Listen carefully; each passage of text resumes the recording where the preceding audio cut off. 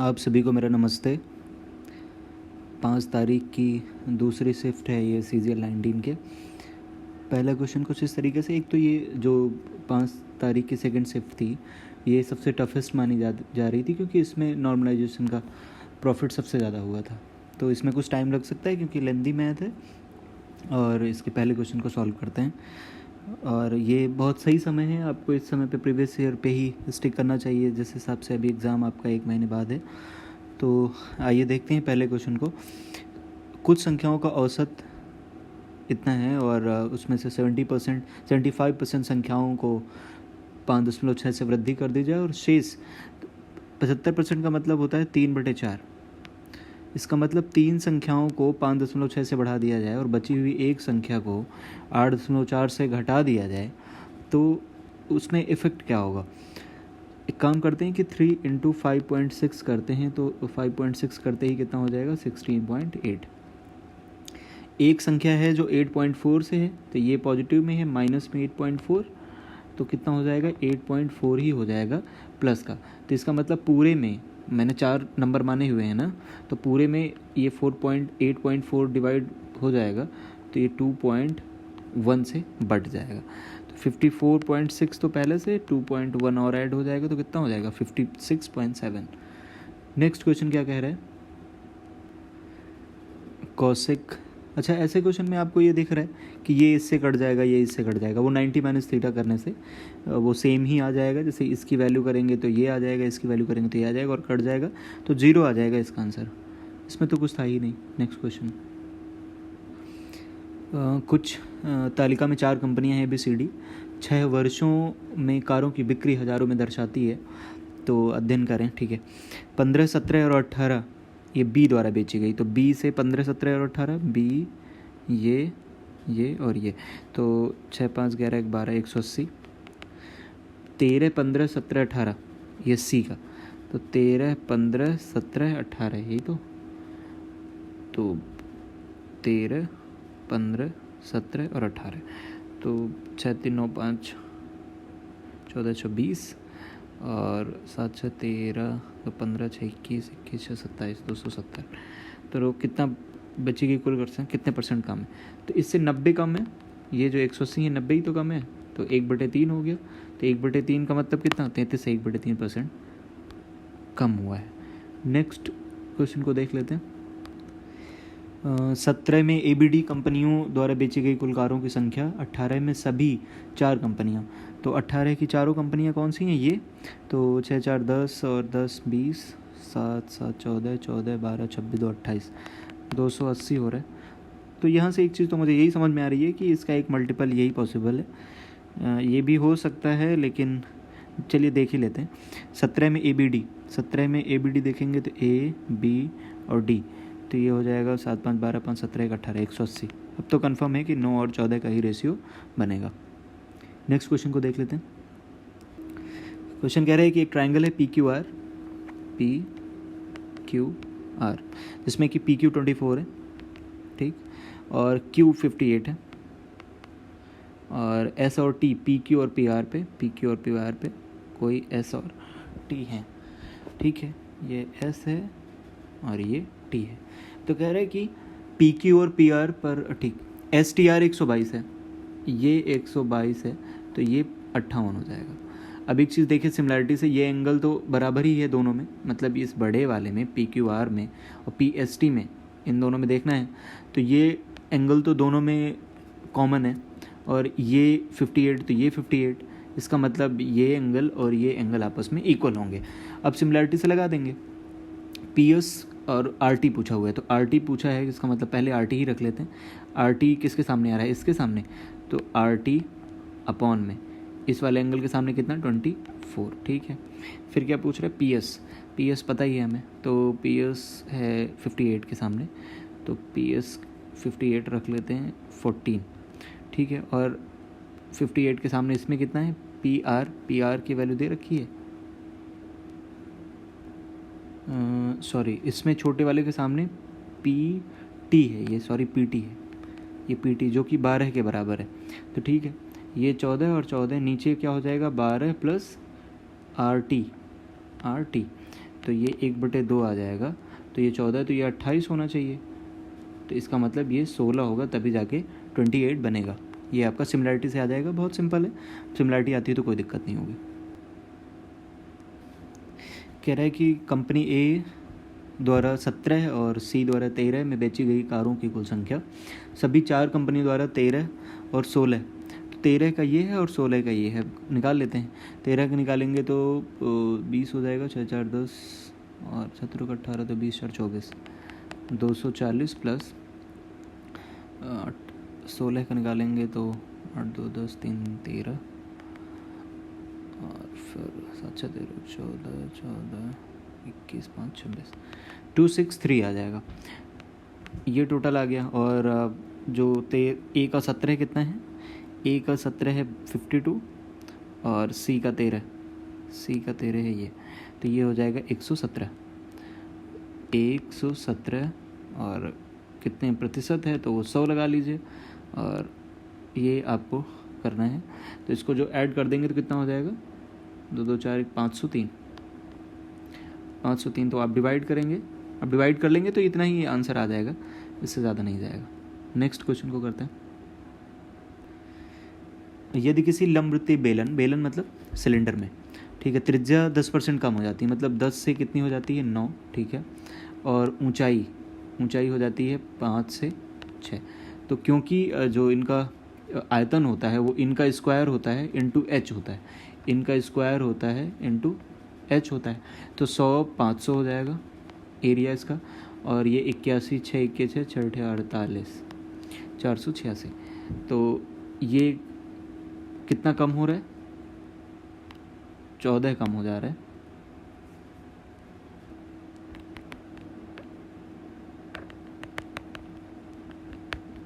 दो 0.8 की कमी हो जाएगी। नेक्स्ट क्वेश्चन को देख लेते हैं। एक ट्रायंगल है ABC, इसमें कि B90 ABC B90 है, और बिंदु D और E BC पर मतलब यहाँ पे D और E इस प्रकार है कि ये इक्वल है, ये डिस्टेंस और ये डिस्टेंस, यही तो बोल रहा है, BD DE और EC इक्वल है।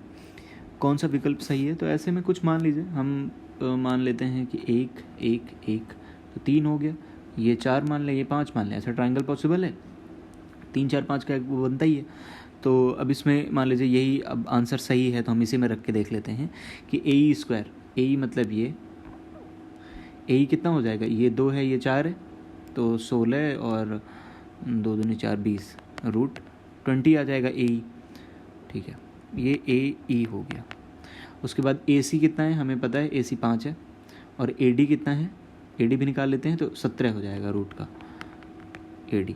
अब इसमें रख देते हैं तो 20 160 हो जाएगा, और इधर 3 से करेंगे तो AC 15 है, ये 3 × AC स्क्वायर, तो AC स्क्वायर का मतलब हो जाएगा 25 25 × 3 75 आ जाएगा, और AD स्क्वायर करेंगे तो 17 25 85 प्लस 85 कर देंगे तो ये भी 160 बन जाएगा।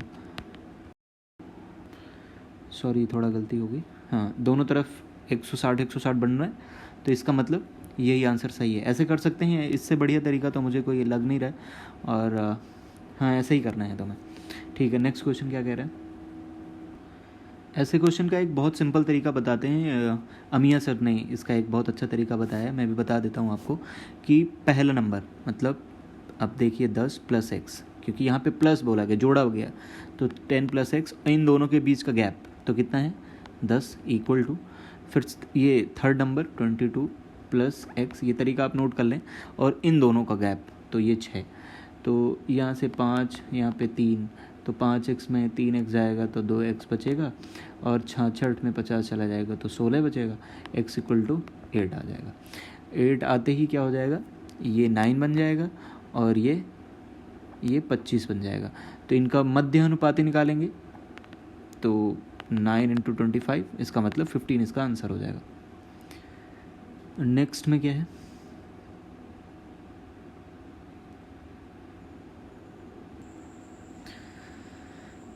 5 cos θ - 12 sin θ = 0, तो यहाँ पे इक्वल का साइन लग जाएगा, तो ठीक है, cos की वैल्यू 12 और sin की वैल्यू 5, तो 1 प्लस 17 और 1 माइनस साइन की वैल्यू कितनी है 5 और प्लस 12, तो 12 13 में चला जाएगा 5 तो 8 और ऊपर कितना बचेगा 18।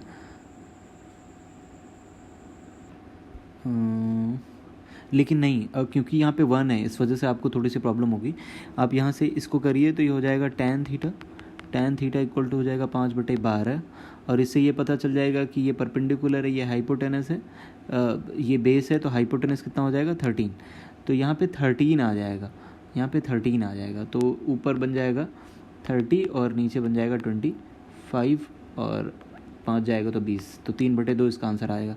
हाँ, वो इस वजह से पॉसिबल नहीं हो रहा था ना, क्योंकि यहाँ पे 1 है, फिर इन दोनों का जो डिनोमिनेटर होगा वो 1 से मल्टीप्लाई करेगा तो वैल्यू चेंज हो जाएगी। इस वजह से आपको ये देखना था कि tan थीटा यहाँ से निकाल लेते, tan थीटा इक्वल टू 5/12 हो रहा था और फिर यहाँ से पता चला था कि परपेंडिकुलर, ये बेस, ये और ये हाइपोटेनस, और फिर वैल्यू रख के ये आंसर आ जाएगा। नेक्स्ट क्वेश्चन कह रहे हैं कि रीमा ने 2160 में 48 वस्तुएं बेची और 10% की हानि कमाई। तो हम पहले ये निकाल लेते हैं कि 2160 4 8, तो ये कट जाना चाहिए,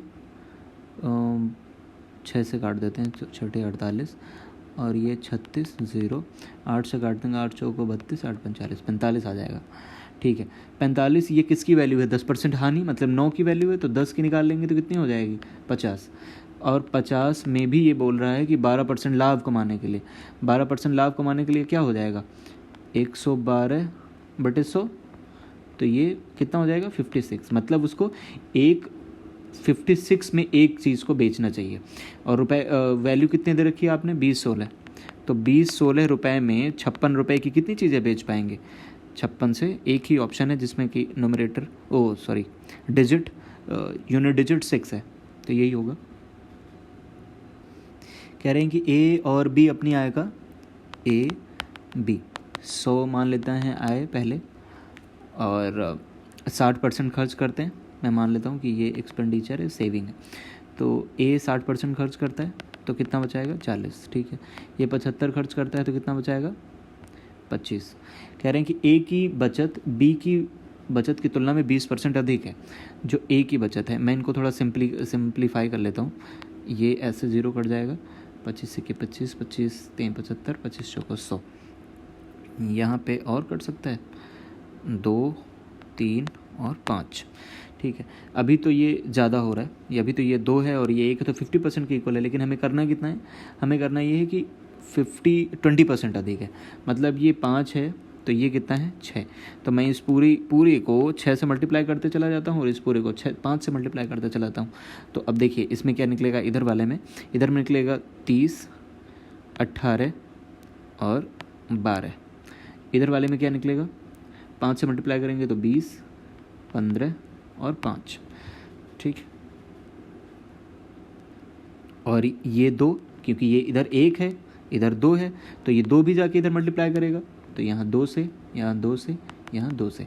अब क्या पूछ रहा है कि ए की आय बी की आय से कितने प्रतिशत कम है।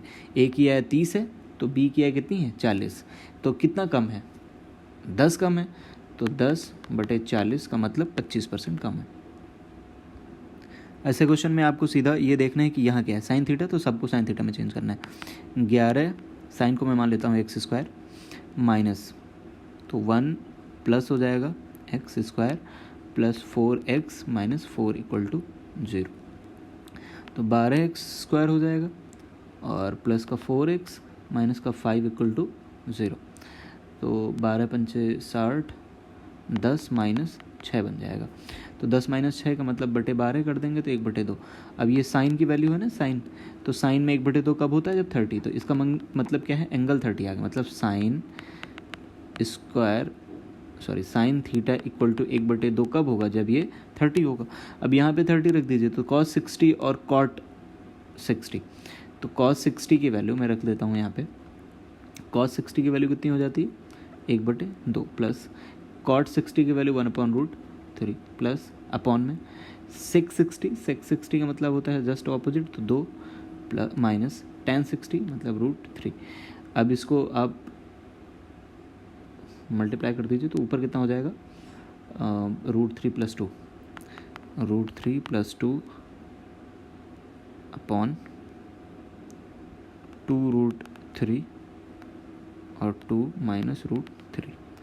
अब इससे मल्टीप्लाई कर दी नीचे ऊपर 2 प्लस √3 से, तो ये क्या बन जाएगा, यही बन जाएगा, बाद में √3 से मल्टीप्लाई कर देना, ये आपका आंसर हो जाएगा। कह रहे हैं कि किसी वस्तु का अंकित मूल्य उसके क्रय मूल्य से 25% अधिक है, मतलब 4 है तो 5 है, मैं ऐसे मान लेता हूँ 400 500। एक दुकानदार अंकित मूल्य पर, ये MRP है और ये CP। कह रहे हैं कि यदि 8% की हानि उठाता है, कब 8% का हानि कब उठाएगा, जब ये इसका 8% कितना होगा 32, इसका मतलब 368 में बेचा होगा, तब जाके इसको 8% की हानि हुई होगी। तो डिस्काउंट कितना किया होगा 132 का डिस्काउंट कितने में 500 में, तो 5 से डिवाइड करेंगे तो कितना आ जाएगा 5 दूनी 10, 32, 5 6 30, 5 6 20, मतलब आपने 26.4% का डिस्काउंट किया था, तब जाके 368 रुपये में बेचा था, तभी आपको 8% की हानि हुई थी। A और B ने मिलकर 7% वार्षिक ब्याज की दर पर 51,750 की राशि इस तरह से उधार ली कि ऋण का निपटारा करने के लिए A ने 3 वर्ष बाद उतनी ही राशि चुकाई जितनी B ने 4 वर्ष बाद चुकाई हो। ठीक है, इसका मतलब तो मुझे ये समझ में आ रहा है कि 7% से लिया है, तो मैं एक बार क्या करता हूँ कि A 107% से देगा, कितने वर्षों में 3, वही राशि देगा जो B 107% के हिसाब से 4 वर्षों में देगा। तो ये पावर क्यूब है तो ये कट जाएगा, तो यहाँ केवल पावर 1 बचेगी। तो A और B का रेशियो यहाँ से क्या बन जाएगा 107:100। इसका मतलब A 107 है तो B कितना है 100, तो ये दोनों मिला के कितना हो गया 207, जिसकी वैल्यू दे रखी है 51750। ये काटेंगे तो 25 7 175, हाँ 25 बार चला जाएगा। क्या पूछ रहा है A की राशि, तो A की राशि 107 है, तो 25 से मल्टीप्लाई कर देंगे तो ये आंसर आ जाएगा। नेक्स्ट कह रहा है कि एक नाव 54 मिनट में धारा प्रवाह की प्रतिकूल, मतलब अप स्ट्रीम में 3.6 से, ठीक है, डाउन स्ट्रीम में 5.4, ये कितने मिनट में जा सकती है 54 मिनट में। ठीक, फिर बोल रहा है कि जबकि 58.5 मिनट लेता है धारा प्रवाह की प्रतिकूल दिशा, मतलब 5.4 और 3.6 धारा प्रवाह की दिशा में, मतलब डाउन स्ट्रीम में। तो ठीक है, पहले यहीं से निकाल लेते हैं। धारा प्रवाह की दिशा में, धारा प्रवाह मतलब ये 10 किलोमीटर धारा प्रवाह की दिशा, मतलब डाउन स्ट्रीम में हमको स्पीड निकालनी है। तो ठीक है, मैं ज़रा देखता हूँ, इसको शिफ्टिंग से करते हैं हम लोग। तो शिफ्टिंग आपने नहीं पढ़ी है तो शिफ्टिंग करके आप, एक आता है उनका आभास सर का यूट्यूब चैनल है, आप उस पर जाके देख लें कि shifting in stream, boat and stream, तो वो समझ में आ जाएगा। अब मैं यहाँ पे ये देख पा रहा हूँ कि आप यहाँ से कितना बढ़ा रहे हैं डाउन स्ट्रीम में, अप स्ट्रीम में आप 1.8 बढ़ा देते हैं, 1.8 बढ़ा देते हैं,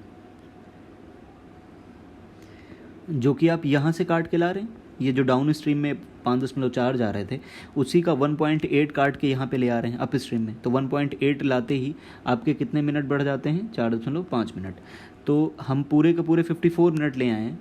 पूरे के पूरे 54 मिनट लाने का मतलब ये है कि अभी 54 मिनट लग रहे थे, लेकिन ये 5.4 किलोमीटर पूरा का पूरा मैं अप स्ट्रीम में चला दूंगा। शिफ्टिंग पढ़ेंगे तभी समझ में आएगा। तो इसका 3 बार मल्टीपल, मतलब 13.5 मिनट और ज़्यादा लगेंगे। तो कुल मिला के कितना हो जाएगा 67.5। कितना किलोमीटर जाने में, जब 54 और ये पूरा का पूरा 9 किलोमीटर जाने में, 9 किलोमीटर जाने में इतना समय लगेगा धारा प्रवाह की दिशा में। ये टोटल का टोटल 9 किलोमीटर जाने में इसको कितना अप स्ट्रीम में, 9 किलोमीटर अप स्ट्रीम में जाने में इसको 67.5 मिनट लगते हैं। तो यहाँ से हम ये देख सकते हैं कि 3.6 किलोमीटर जाने में इसको कितने मिनट लगेंगे, 4/10 से इसको मल्टीप्लाई कर दें तो 424 4 से 3, 4 से 24, 27 मिनट लगेंगे। मतलब ये 36 किलोमीटर जाने में इसको 27 मिनट लगेंगे जब अप स्ट्रीम जाएगा, तो बाकी 54 मिनट लगे थे, तो 27 मिनट इसमें लगे होंगे। तो इसमें डाउन स्ट्रीम में 27 मिनट में कितना जाता है, 5.4 किलोमीटर। तो मुझे जाना कितना है, 10। तो निकाल लेंगे, जब 5.4 किलोमीटर जाने में 27 मिनट लगाता है, तो मतलब 27/5.4 इंटू 10 कर देंगे, तो ये हटाएंगे 100 हो जाएगा। तो 27 2 50। तो यहाँ से आपका आंसर कितना आ जाएगा, 50। ये शिफ्टिंग मेथड है, आप इसको करेंगे, वरना फिर x + y और x - y से तो कर ही सकते हैं, वो लंबा जाएगा। वैसे इस तरीके से ज़्यादा ईजी पड़ेगा। इस क्वेश्चन में आप एक काम करिए, x की वैल्यू 1 मान लीजिए। 1 मानते ही ये कितना हो जाएगा, 1 3 का स्क्वायर 9, और ये 25 में 4 चला गया 21, इंटू ये वाला ऊपर चला जाएगा तो 25 ऊपर हो जाएगा, नीचे 1 में 3 27 माइनस का 27 हो जाएगा, इंटू 63/15। तो 9 से ये 3 कट जाएगा, 21 3 63 से ये 63 कट जाएगा, 5 3 5 -5/3 किस में है, किसी और में पॉसिबिलिटी है, हाँ यार इसमें पॉसिबिलिटी है और इसमें भी पॉसिबिलिटी है। तो ठीक है, अब इन दोनों में क्या हो सकता है, आंसर तो यही सही है। तो एक काम ये कर सकते हैं कि कोई वैल्यू एक और मान लीजिए, x की वैल्यू आप 2 मान के कर लीजिए, तब देख लीजिएगा यही आंसर आ जाएगा। वैसे बड़ा मुश्किल होता है पेपर टाइम में आपको सफल करना कि इधर से उधर जाना है, लेकिन मजबूरी है, आप यहाँ पे x की वैल्यू 2 रख के फिर सॉल्व करिए नेक्स्ट वाला, तो फिर पॉसिबली सही आंसर आ जाएगा, यही आ जाएगा। नेक्स्ट क्वेश्चन बोल रहा है कि एक निश्चित कार्य को पूरा करने में x y की तुलना में 40% अधिक कुशल है। तो x y में z लिख लेता हूँ। तो x अधिक कुशल है मतलब 7 है, तो y 5 है। z y की तुलना में 40% कम है, y की तुलना में 40% कम होने का मतलब 5 और 3, तो ये 3 हो जाएगा। तो रेशियो सेम हो गया, अब कोई दिक्कत नहीं है। अब कह रहे हैं कि एक साथ काम करके, तो 5 3 8 7 15, 15 इंटू 21 दिन लगाते हैं, और y और z ने 35 दिनों तक काम किया है। y और z मतलब 8 इंटू 35, तो 8 × 4 = 280, और इधर से कितना हो गया 315, तो यहाँ 20 30 35 बचेगा, और किससे करवाना है, ए से, तो 7 की एफिशिएंसी से 35 करेगा तो 5 दिन लगेंगे। नेक्स्ट कह रहे हैं कि जब किसी धन पूर्णांक को d से विभाजित किया जाता है तो 15 शेष प्राप्त होता है, ठीक है, उसी संख्या के 10 गुने। तो मैं इसे शेष को ही 10 गुना कर देते हैं, एक बार 15 होता है और इसका 10 गुना मतलब 150, तब आपका जो शेषफल है वो 6 मिलता है। इसका मतलब इसमें से 6 माइनस कर दें तो 144, तो वो नंबर कोई 144 का फैक्टर होगा, तो 144 के फैक्टर तो सभी हैं, तो ये तो नहीं होगा क्योंकि पहली बार में 15 शेषफल प्राप्त हो रहा है, तो ये तो नहीं होना चाहिए। ठीक, उसके बाद d का न्यूनतम मान बोल रहा है, तो 12 भी नहीं पॉसिबल है क्योंकि यहाँ पे 15 का शेष प्राप्त हो रहा है, तो 15, उसके बाद 16 नंबर आता है, ये इसका आंसर हो जाएगा। क्वेश्चन कह रहा है कि एक केंद्र O केंद्र वाले वृत्त में AB व्यास है, डायमीटर है AB, ये O है। कह रहे हैं कि AB को इस प्रकार बढ़ाया जाता है कि वो P तक, ठीक है, PO कह रहा है कि 16.8 सेंटीमीटर है, मतलब ये पूरा 16.8 हो जाता है। PQR कोई सेकंड बोल रहा है, PQR, तो PQ ये R, जो वृत्त Q और R इस प्रकार से प्रतिच्छेदित करती हैं कि PQ 12 है, ये 12 है, और PR मतलब पूरा का पूरा ये यहाँ से यहाँ तक 19.2 है। तो इसका तो फॉर्मूला ही होता है, ये मान लेता हूँ मैं x है, ठीक है, तो ये भी x ही हो जाएगी। तो ये PB कितनी हो जाएगी फिर, PB हो जाएगी 19.2 माइनस x, ठीक है, और multiply by 19 plus 19.2 plus x, ये फिर टोटल यही तो होता है, इक्वल टू इस वाले सेकंड में भी क्या होगा 12 इंटू 19.2, तो ये स्क्वायर हो जाएगा 19.2 का, 19.2 का whole square minus x square. तो ये मल्टीप्लाई कर लीजिएगा और x की वैल्यू x निकालेंगे तो फिर आ जाएगा, या फिर इसमें कोई वैल्यू रख देते हैं। मान लीजिए ए बी की पूछा है, ए बी इनमें से ये वैल्यू रखी हुई है और पूछ रहा है x, तो ये आधा होगा त्रिज्या, तो मैं मान लेता हूँ इसकी 7.2। ठीक है, तो 7.2 करते ही क्या हो जाएगा, यहाँ पे थोड़ी गलती हुई है कि ये जो है ना, ये 16.8 दी हुई थी, तो 16 यहाँ पे करिए और 8 करिए, ये भी 8 करिए, ये 16.8 करिए, ये गलती हुई है। तो अब इसको सॉल्व कर लेंगे, अब या तो हम कर दें या फिर आप कर लें। अब इस यदि ये आंसर है तो 7.2 इसका हाफ हो जाएगा, यहाँ पे 7.2 रख देते हैं, यहाँ पे 7.2 रख देते हैं, तो एक बार हो जाएगा 7 6 13 1 24 हो जाएगा, और एक बार 7.2 कर देंगे तो कितना हो जाएगा 7 9.6, और ये 2 दूनी 4 6 चौक 24, दोनों में इक्वल आएगा। हाँ, तो यही आंसर हो जाएगा। ऐसे क्वेश्चन में आपको ये देखना है कि यहाँ पे कितना रखा हुआ है 16, इसका मतलब यहाँ पे 4x होना चाहिए, तो यहाँ पे भी 4x, यहाँ पे भी 4x, तो ये कितना हो जाएगा 5x plus 1/4x equal to 15/2, तो इधर आ जाएगा 15/2। ठीक है, तो अब इसका स्क्वायर करना है तो 225/4। ठीक है, और उसके बाद 2ab, इनका 2ab क्या होगा 2 × 5/4, तो ये, या 2ab रहने दीजिए, तो इसको 10/4 कर लीजिए, तो यही जाके उधर 10/4 माइनस होता है जाके ना, तो 10 हट जाएगा तो 215 बचेगा, 215/4 का मतलब है 53, 10 सही 3/4। एक ट्रायंगल चक्रीय चतुर्भुज है, मान लीजिए ये,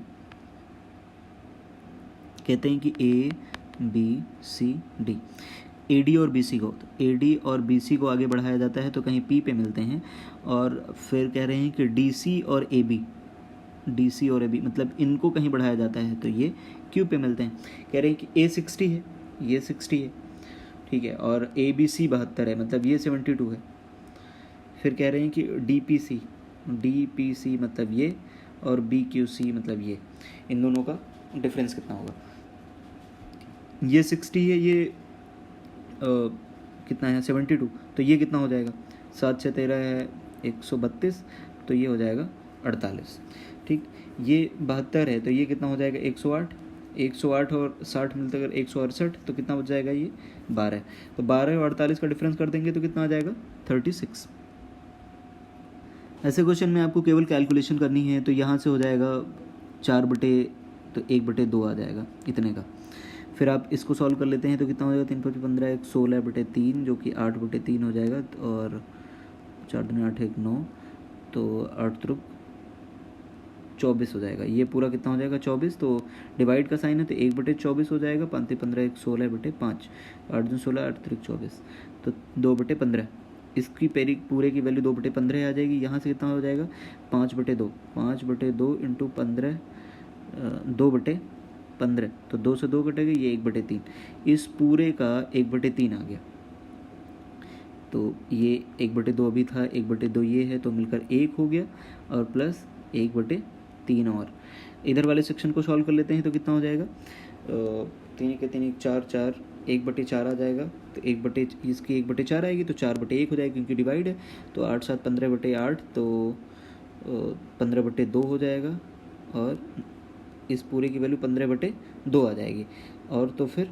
9/2 आ जाएगी। ठीक है, तो 9/2 प्लस इधर से कितना हो जाएगा 3 1 के 3 1 4/3, तो 27 और 8 35/6, तो 6 5 30, कुछ गलत हो गया, हाँ गलत हो रहा है क्योंकि ये माइनस का है, ये प्लस का है, तो ठीक है थोड़ी देर 1 सेकेंड, इसको मिटा देते हैं। यहाँ पे इधर से हमने कितना निकाला था 9/2, 9/2 माइनस 1/3 प्लस 1, तो ये कितना हो जाएगा 6, तो यहाँ पे हो जाएगा 27 और -2 प्लस 6, तो 33 में 2 गया तो 31/6, तो 5 से ही 1/6 इसका आंसर हो जाएगा। ऐसे क्वेश्चन में आपको पता है कि इसका और x² + xy + y² का मल्टीप्लिकेशन, इसका और इसका मल्टीप्लिकेशन इसके बराबर होता है। तो ये 13 से डिवाइड कर देंगे तो इसकी वैल्यू कितनी हो जाएगी 21, और इसमें से इस वाले में से इसको सब्ट्रैक्ट कर दें तो ये प्लस का बन जाएगा, ये माइनस, तो ये कट जाएंगे, इसके साथ बचेगा 2xy इक्वल टू 11 21 में 13 जाएंगे तो 8 बचेगा 4। कह रहे कि 18 का C, तो C के 18 में 76,000, ठीक है। और उसके बाद कह रहा है कि 14 से 18A, 14 से 18A, तो इसको जोड़ लेते हैं तो 2 2 4 1 5 5 5 10, मतलब कितना होगा 1, और फिर ये कितना हो जाएगा 30, ठीक है। कितने साल कितने का है 2 2 4 1 5, तो एवरेज निकालेंगे तो कितना आ जाएगा 60। 76 में से 60 कितना ज़्यादा है 16,000, इसका आंसर हो जाएगा। तो ठीक है, अब ऐसे क्वेश्चंस की प्रैक्टिस करते रहिए, और पेपर नज़दीक है तो किसी और सोर्स पे ना स्टे करें, सबसे ज़्यादा आप प्रीवियस ईयर की क्वेश्चंस को करें और उसी से मैक्सिमम बेनिफिट होगा। उम्मीद करते हैं कि इस सेशन से कुछ ना कुछ तो ज़रूर सीखे होंगे, वरना नहीं सीखे होंगे तो कम से कम प्रैक्टिस तो हो ही गई होगी। वैसे ज़्यादा समय भी नहीं लिया है आपका, 20-25 मिनट में आपको वहाँ भी करना होता है, और ये पेपर थोड़ा ठीक भी था तो 30 मिनट लगना लाजमी है। और आप अपनी स्पीड को इम्प्रूव करें, छोटी छोटी चीज़ों को, और स्किप भी किया करें। हम तो यहाँ पे सभी क्वेश्चंस को कंटिन्यू करते जाते हैं क्योंकि हमको तो कोई टाइम का बाउंडेशन नहीं, 20 मिनट लगे 25 मिनट लगे, वहाँ पे प्रेशर होता है। तो आप जिस क्वेश्चन में आपको लगे कि नहीं टाइम लग रहा है तो आप उसको तुरंत स्किप करके अगला क्वेश्चन करें, फिर बाद में आके करें, आपके पास टाइम होगा तो, वरना बाकी सेक्शन को अच्छा करना है, नहीं तो केवल मैथ्स से तो होगा नहीं सिलेक्शन। तो अभी के लिए इतना ही, thank you, bye bye, good night.